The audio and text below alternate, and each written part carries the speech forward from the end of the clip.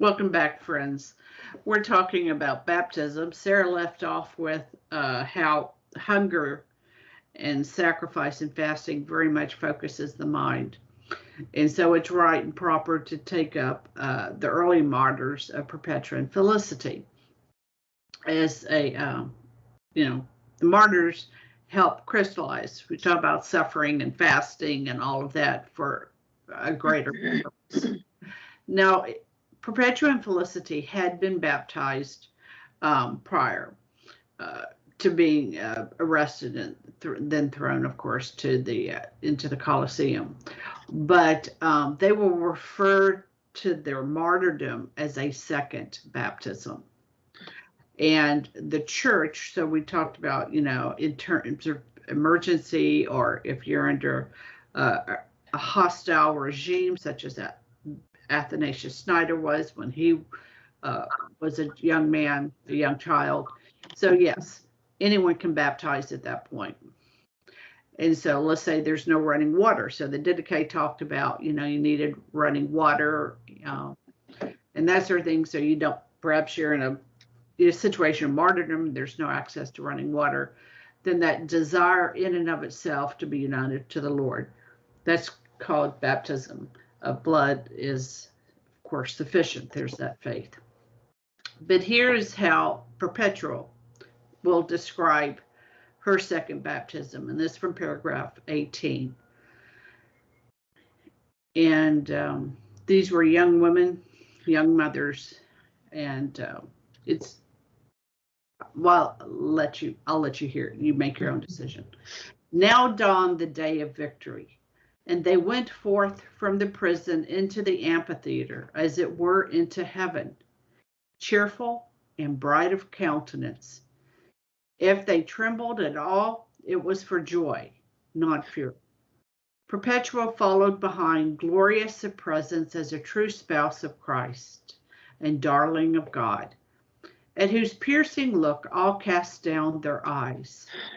Felicity likewise, rejoicing that she had borne a child in safety, that she might fight with the beast, came now from blood to blood, from the midwife to the gladiator. So was after her travail in a second baptism. That's quite something there. Yeah. Yes. Tertullian, 150 to 200s, will say of baptism, it's actually its own baptism, chapter 12, paragraph 1. When, however, the prescript is laid down that without baptism salvation is attainable by none, chiefly on the ground of that declaration of the Lord who says, unless one be born of water, he hath no life. So in Tertullian's mind, it's hard to equate salvation without baptism. Now, we talked about these other examples, but we're trying to get a sense of what did the early church think about baptism? Was it something that could be dispensed of? Was it, right, that's what we're looking at. Origen, 200.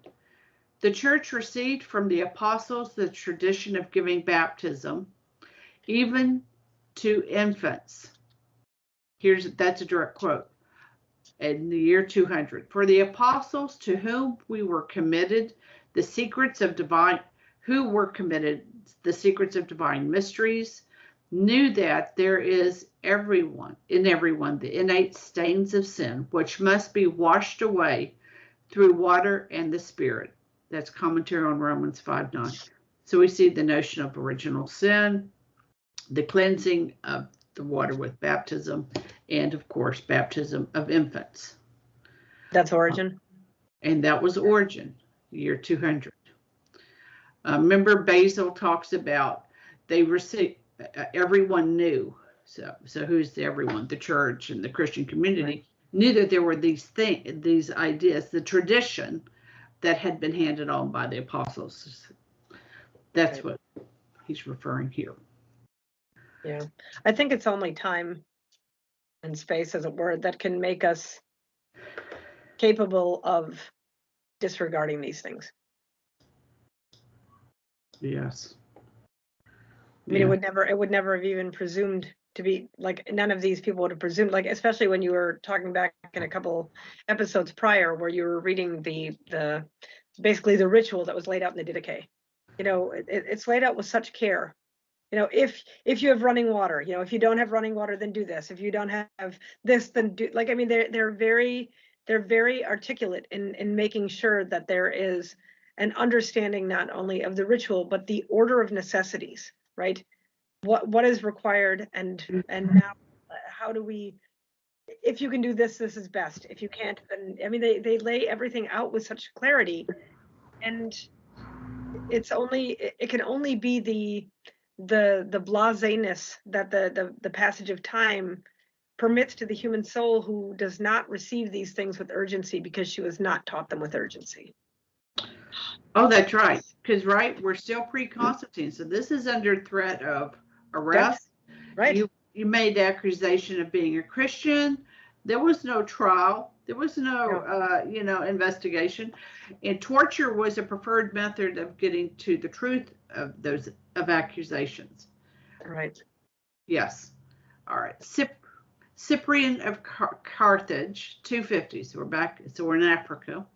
The entire letter is reprinted, but the text in question attests to the continuity of thought by the patristic fathers of the effects of baptism. This is told not from an expository, but of a personal experience. So Cyprian is going to now say it from his own person.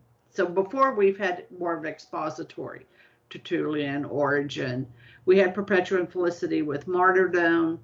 Justin Martyr, of course, is an apologist. Irenaeus, of course, is a theologian. So let's see, Cyprian is personal. He's talking about his own baptism. But at last I made up my mind to ask for baptism.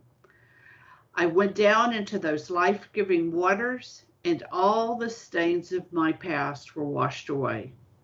I committed my life to the Lord. He cleansed my heart and filled me with his Holy Spirit. I was born again, a new man.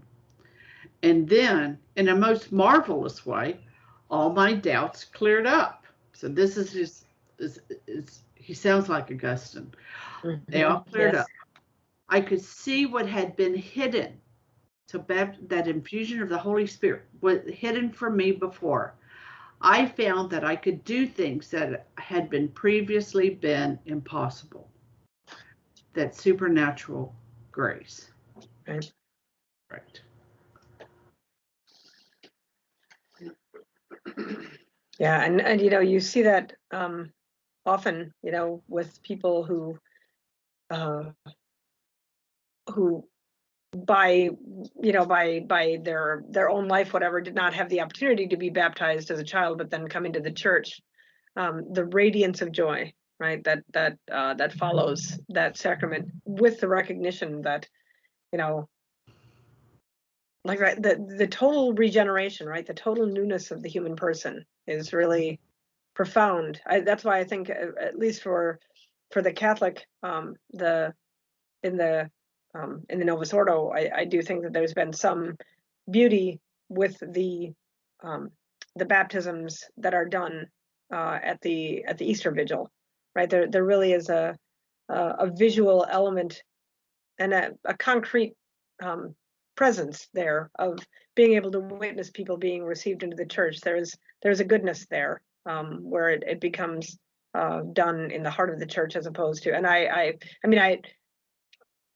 do think that it's good too for the church to baptize in season and out of season, shall we say, right? I mean, I don't think for somebody who is ready to be baptized, I don't necessarily think that it's a goodness necessarily to wait for baptism. But if the training of the person coincides with the Easter Vigil, then I think that there is a beauty there, not only for the soul being baptized, but also for the body of the church to be able to see the newness of life, right, being regenerated, either through infants or children or adults. It's a mark. We're coming to the mark, but I have to squeeze this in. You said something so beautifully profound, that the R the new RCIA rite at Easter, when it coincides, it is a beautiful thing, but not necessarily to pigeonhole a person into that if they're ready to be come in outside of that time. And that is a beautiful way to say that. Right. We go to an Anglican use, the ordinariate here in town, and that's how they approach the sacrament of baptism. So within a said mass of 45 minutes, not too many weeks ago, 7 adults made first Eucharist, were confirmed, and 1 was baptized. 45 minutes. And the beaming smile and joy and you know, it was just palatable. Then there were these 2 little boys, they received Eucharist. Again, we're talking 45 minutes, but it's the faith. And then the little children are watching, and then the parents are watching because they know they're little catechesis. It is right there. Yep. Right there. All right, my friends, we'll pick up in the next episode with some practical advice. And for that, we're going to turn to Bishop Snyder. Till then, Fides Pedratio.